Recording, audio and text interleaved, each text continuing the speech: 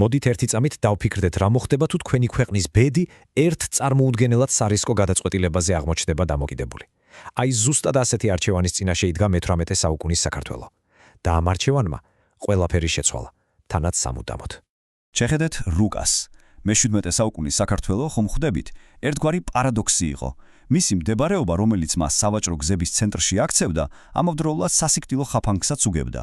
იყო ცენტრში, ნიშნავდა, იყო მუდმივი საფრთხის ქვეშ. და ეს არ იყო უბრალოდ სამეზობლო არა. ეს იყო გიგანტური გეოპოლიტიკური საჭადრაკო დაფა, სადაც ქართლ-კახეთის სამეფო პატარა პაიკივით აღმოჩნდა სამი უზარმაზარი იმპერიის, ოსმალეთის, სპარსეთისა და რუსეთის თამაში. თითოეულ მათგანს კავკასია უნდოდა და საქართველო სამწუხაროდ ამ ბრძოლის ეპიცენტრში მოექცა. კარგი, იმისთვის რომ ბოლომდე გავიგოთ, რატომ წავიდა მეფე ერეკლე ასეთ რადიკალურ ნაბიჯზე, მოდით ჯერ ჩაუღრმავდეთ იმ რთულ ვითარებას, იმ გეოპოლიტიკურ ხაფანგს, რომელშიც საქართველო იმპერიების გზაჯვარედინზე აღმოჩნდა.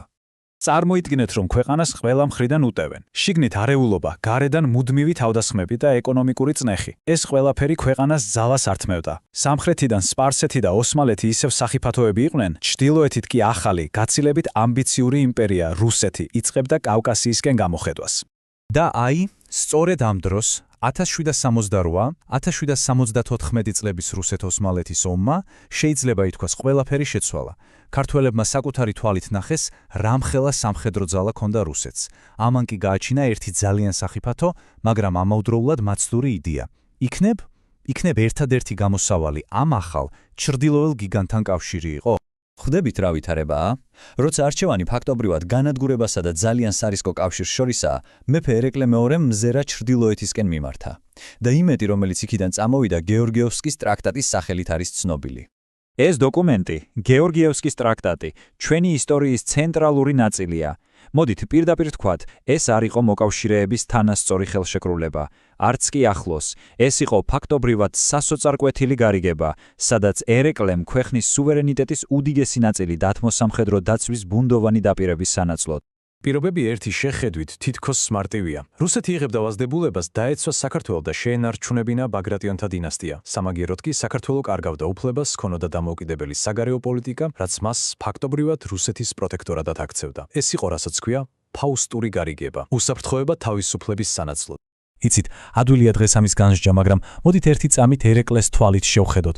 ეს არ იყო ღალატი ან სისუსტე, მისი გადმოსახედიდან ეს იყო სასოწარკვეთილი, მაგრამ ერთადერთი ლოგიკური სვლა. არჩევანი იდგა სრულ განადგურებასა და გადარჩენის თუნდაც მცირე შანსს შორის და მან ეს შანსი აირჩია.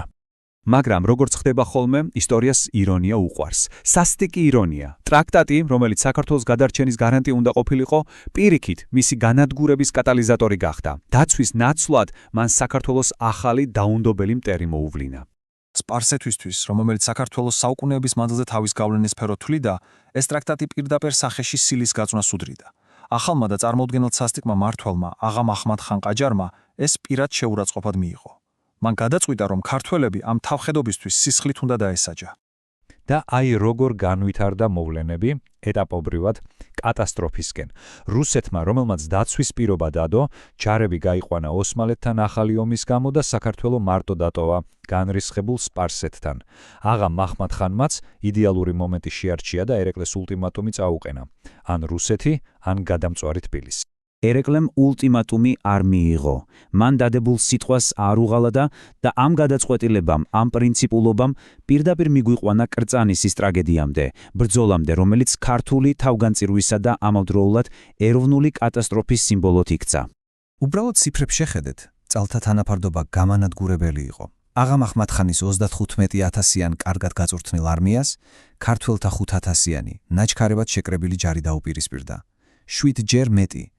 ეს არ იყო ბრძოლა გამარჯვებისთვის, ეს იყო ბრძოლა ღირსისთვის.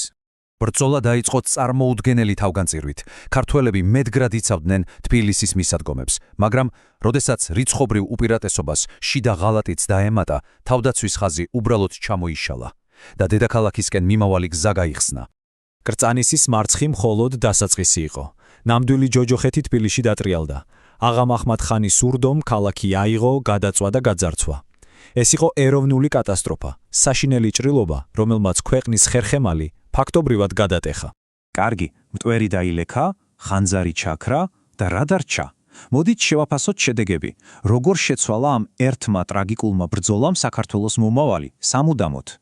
შედეგები იყო ფატალური. კრწანისის ტრაგედიამ ქართლ-კახეთის სამეფოს სასიკვდილო განაჩენი გამოუტანა. მან ასევე ცხადად დაანახა ყველას, რომ რუსეთი არასანდო მფარველი იყო და პარადოქსი ისაა, რომ სწორედ ეს კატასტროფა გახდა რუსეთისთვის საბაბი, რომ რამდენიმე წელში ვითომ დასუსტებული მოკავშირის დაცვის სახელით საქართველოს სრული ანექსია მოეხდინა.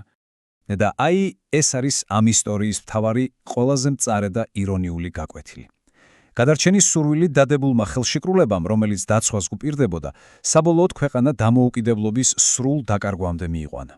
და ბოლოს მინდა დაგიტოვოთ ეს კითხვა. იყო თუ არა გეორგიევსკის ტრაქტატი ერთადერთი გზა ერის ფიზიკური გადარჩენისთვის? თუ ეს იყო საბედისწერო შეცდომა, რომლის თავიდან აცილებად შეიძლებოდა? ისტორია რთულ კითხვებს სვამს, რომლებზეც სალსახა პასუხები როგორც წესი არ არსებობს.